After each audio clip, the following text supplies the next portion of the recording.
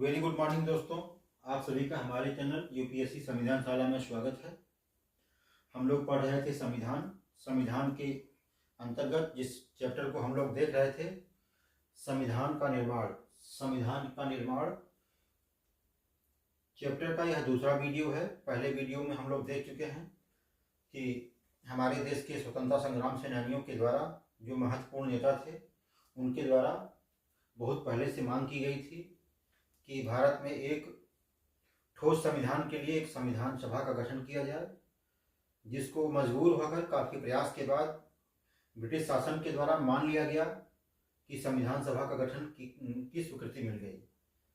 और उसके बाद हम लोग संविधान सभा का गठन किस प्रकार हुआ, किन किन समूहों को, किन किन सामाजिक संगठनों को, किन किन धार्मिक संगठनों को जगह दी गई संविधान सभा में, उसको हम लोग देखेंगे इस वीडियो में। अब हम लोग देखते हैं संविधान सभा में कुल 389 सदस्यों से मिलकर संविधान सभा का निर्माण हुआ। इस 389 सदस्यों में से 296 सदस्य ब्रिटिश भारत से थे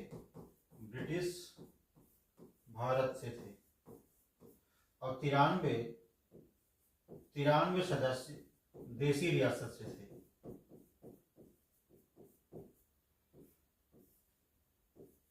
अब हम लोग देखते हैं ब्रिटिश भारत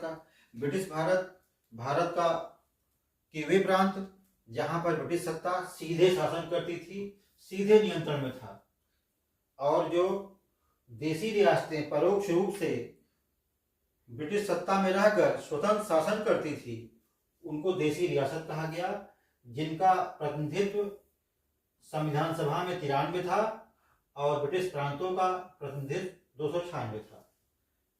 अब हम लोग देखते हैं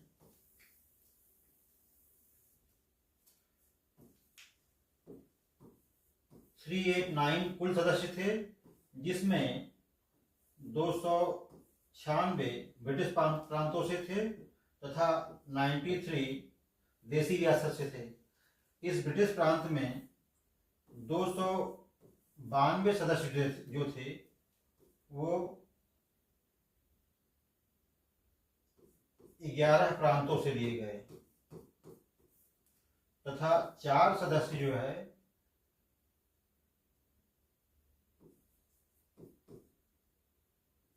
मुख्य कमिश्नरी। उस दौरान भारत में के ब्रिटिश प्रांतों में 11 प्रांत थे और 4 कमिश्नरियां थीं। 4 कमिश्नरियों में से एक सदस्य लिए गए तथा 292 सदस्य 11 प्रांतों से लिए गए और ब्रिटिश भारत के कुल 296 सदस्यों का चुनाव इस प्रकार हुआ संविधान सभा में, और 93 सदस्यों का चुनाव देसी रियासत से हुआ। किससे? देसी रियासत से। ये तो जो है आंकड़ों के लिहाज से संविधान सभा का गठन था। अब हम लोग देखते हैं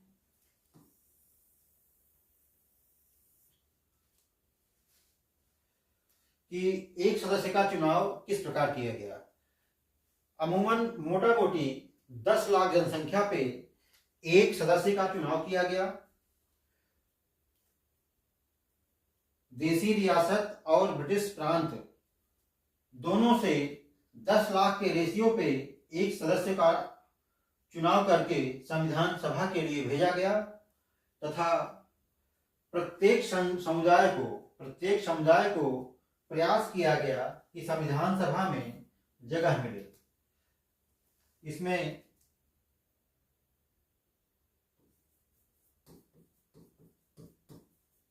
मुसलमान, सिख, सामान्य, धार्मिक रूप से 3 वर्गों में संविधान सभा के गठन के लिहाज से बांटा गया था। मुसलमानों को उनकी जनसंख्या के अनुपात में प्रतिनिधित्व दिया गया, सिखों को उनकी जनसंख्या में दिया गया, सामान्य में वे आते थे सिख,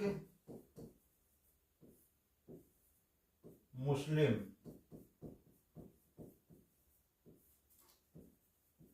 को छोड़कर सभी।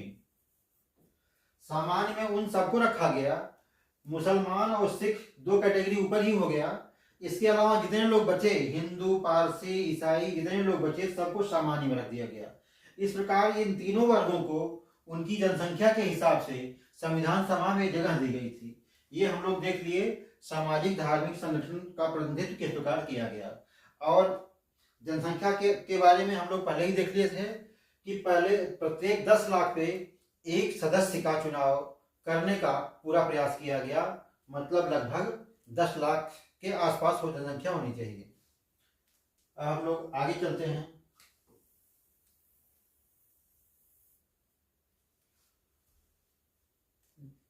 चुनाव, सदस्यों का चुनाव, संविधान सभा के लिए सदस्यों का चुनाव किस प्रकार किया गया, किस पैटर्न पे किया गया, उस पैटर्न का नाम है एकल संक्रमणीय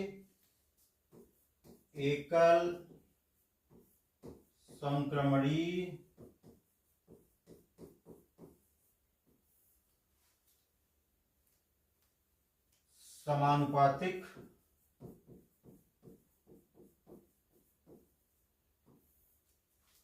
प्रतिनिधित्व।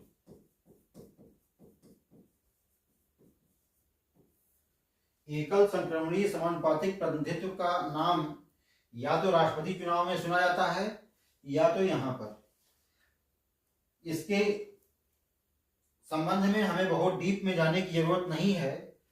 परीक्षाओं में बस मात्र इतना ही पूछा जा सकता है कि किस पैटर्न पे संविधान सभा के सदस्यों का चुनाव किया गया था। उसमें कई ऑप्शन दिए रहेंगे जिसमें एकल संक्रमणीय पे हमें टिक करना होगा। और थोड़ा सा हम इस पे फोकस कर लेते हैं कि एकल संक्रमणीय मतदान प्रणाली है क्या। जैसे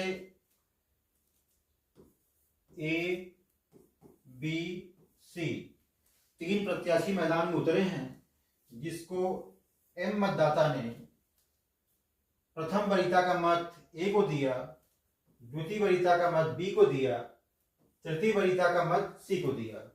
इसी प्रकार एन मतदाता ने प्रथम वरीयता का मत ए को दिया, द्वितीय वरीयता का मत बी को दिया, तृतीय वरीयता का मत सी के दिया। और ओ मतदाता ने तीसरी वरीयता का मत ए को दिया, पहली वरीयता का मत बी को दिया तथा दूसरी वरीयता का मत सी को दिया। इसी प्रकार पी मतदाता ने दूसरी वरीयता का मत ए को दिया, पहली वरीयता का मत बी को दिया तथा तीसरी वरीयता का मत सी को दिया। अब एकल संक्रमणीय जो पैटर्न है उसका मतगणना कैसे किया जाता है। अब देख लेंगे पहले वरीयता का मत किन किन प्रत्याशियों को कितना कितना मिला है। ये प्रत्याशी जो है इसको प्रथम वरीयता कितने लोगों ने दिया है? 2 लोगों ने, एक इन्होंने और एक इन्होंने, एम ने और एन ने। तो प्रथम वरीयता का मत इनको 2 मत मिला है और प्रथम वरीयता का मत इनको कितना मिला है? 1, 2 मत इनको मिला है और प्रथम वरीयता का मत इनको 1 भी नहीं मिला है। तो ये मतगणना से बाहर हो गए। इनको एकल संक्रमणीय पैटर्न के हिसाब से इनको बाहर कर दिया गया। अब फिर ये पहले राउंड का चुनाव हुआ, फर्स्ट राउंड की मतगणना में सी बाहर हो गए। फिर सेकंड राउंड की मतगणना स्टार्ट होगी। अब देखा जाएगा द्वितीय वरीयता का मत को कैलकुलेट किया जाएगा। द्वितीय वरीयता का मत कैलकुलेशन में इनको जो है द्वितीय वरीयता जो है 1 लोगों ने दिया, सॉरी,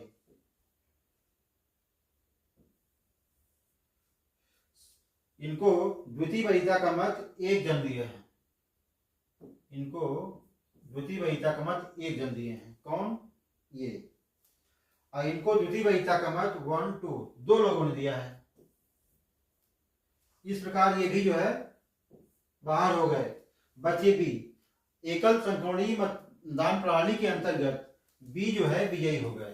क्या हो गए? विजयी हो गए। ये है हम लोग मोटा मोटी एकल संक्रमणीय मत प्रणाली क्या है, इसको किस तरह से इसकी गणना की जाती है, इसको हम लोग देख लिए। अब आगे चलते हैं।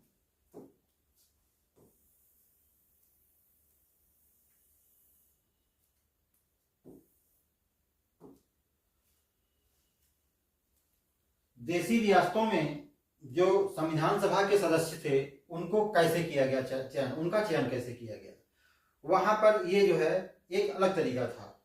जो देसी रियासत का जो रियासतदार था, चीफ ऑफ द देसी रियासत था, प्रमुख था देसी रियासत का, वो डायरेक्ट सीधे तौर पर अपने पसंदीदा कैंडिडेट को मनोनीत कर देता था। क्या करता था? नॉमिनेट कर दिया था। तो यहाँ पे नॉमिनेशन का पावर जो है देसी रियासतों के संबंध में नॉमिनेशन का पावर था, और राज्यों के संबंध में क्या था? वो जो है अप्रत्यक्ष एकल संक्रमणीय मतदान प्रणाली से चुनाव किया जाता था। तो एक चीज तो ये क्लियर हो गया कि देसी रियासत के संबंध में संविधान सभा के सदस्यों को नॉमिनेट किया गया, मनोनीत किया गया, किसके द्वारा? रियासत के प्रमुख के द्वारा। तथा राज्यों के संबंध में, प्रांतों के संबंध में एकल संक्रमणीय मतदान प्रणाली के द्वारा अप्रत्यक्ष रूप से समानुपातिक तरीके से उनका चुनाव किया गया। किसका? संविधान सभा के सदस्य का। और संविधान सभा का जो चुनाव हुआ था वह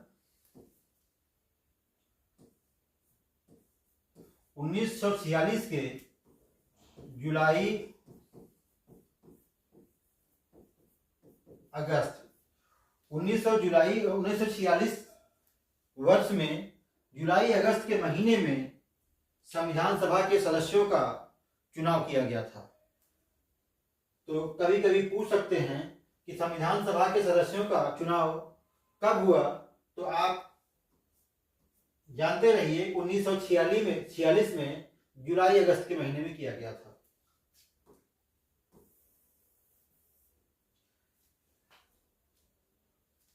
अब हम लोग देखते हैं संविधान सभा के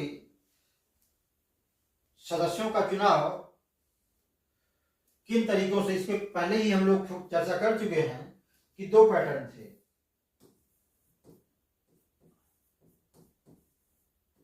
आंशिक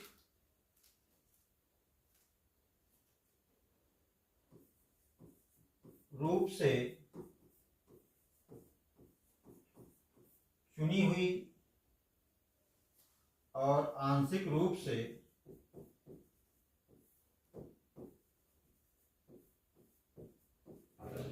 मनोनीत।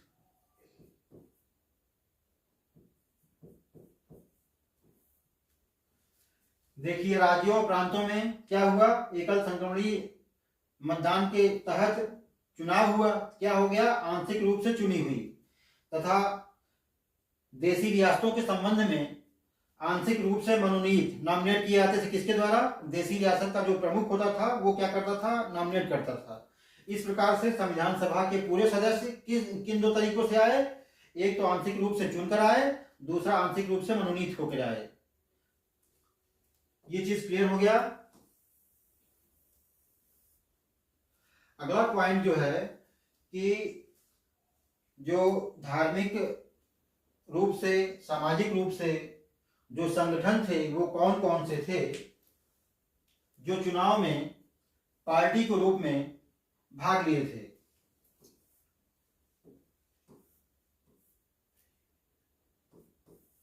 एक संगठन था भारतीय राष्ट्रीय कांग्रेस। भारतीय राष्ट्रीय कांग्रेस यह चुनाव में कितने संविधान सभा में कितने सदस्यों से जीतकर अपनी भूमिका संविधान सभा में निर्धारित की। 208 सदस्य 208 सदस्य भारतीय राष्ट्रीय कांग्रेस से जीतकर संविधान सभा में आए। दूसरी पार्टी थी मुस्लिम लीग।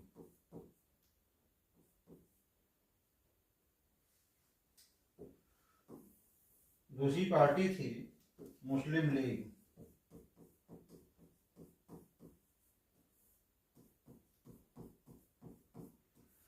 मुस्लिम लीग 73 सदस्यों के साथ जीतकर अपना प्रतिनिधित्व संविधान सभा में निर्धारित की थी। 73 सदस्य मुस्लिम लीग से जीतकर आए थे।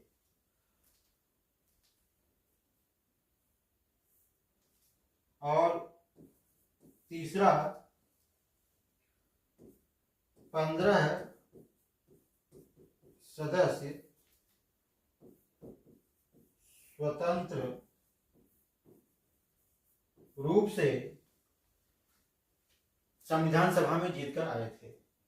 ये तो इलेक्शन के बाद जो संविधान सभा का गठन हुआ उसमें पार्टी वाइज ये संख्या थी जिसपे हम लोग जो है फोकस कर लिए, क्योंकि इससे अगर क्वेश्चन आए तो छूटे नहीं।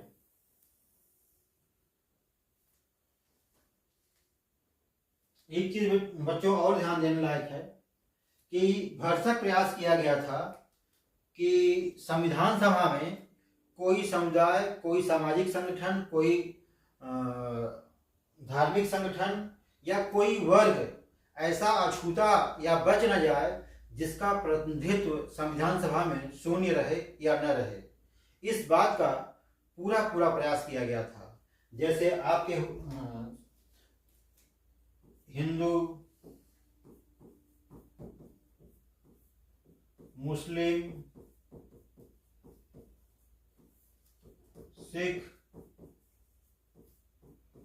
ईसाई, हिंदू, मुस्लिम, सिख, ईसाई,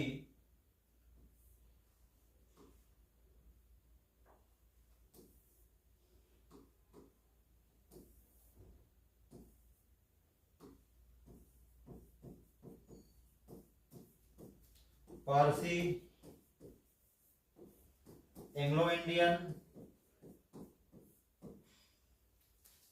महिला,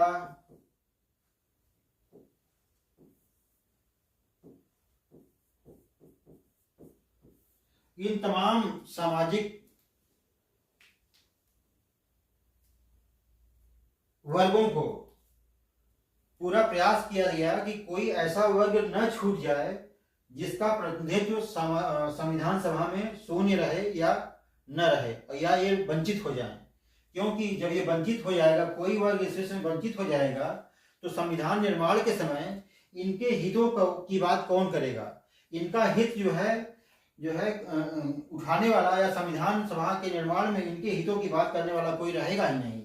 इसीलिए प्रत्येक वर्ग का पूरा ध्यान दिया गया कि संविधान सभा में उसको जगह दी जाए। दूसरी बात यह है कि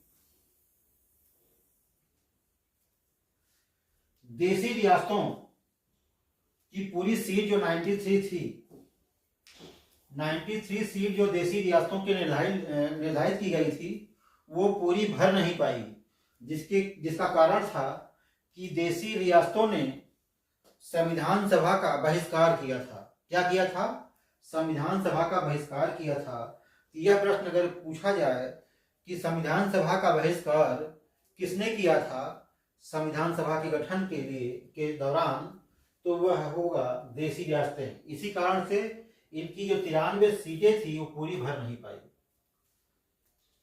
और यहाँ पे एक बात और है कि जहाँ पर सामाजिक धार्मिक संगठनों के प्रत्येक वर्ग को संविधान सभा में जगह देने का प्रयास किया गया, वहीं पर इस बात का भी ध्यान दिया गया कि देश के जितनी हस्तियां हैं, जितने बड़े नेता हैं, जितने विद्वान हैं बड़े बड़े, वो किसी भी वर्ग के हों, लेकिन पूरे के पूरे लोगों को संविधान सभा में जगह दी जाए, जिससे उत्कृष्ट तथा उत्तम और अच्छे संविधान का निर्माण किया जा सके। उसमें सभी को प्रतिनिधित्व मिला। अपवाद के रूप में केवल गांधी जी ऐसे थे, गांधी जी को छोड़कर सभी प्रबुद्ध वर्ग जो उस तत्कालीन भारत के थे, सबको संविधान सभा में जगह मिली थी। तो ये हो गया हम लोगों का जो है आंकड़ों के लिहाज से संविधान सभा पे हम लोग जो है फोकस कर लिए।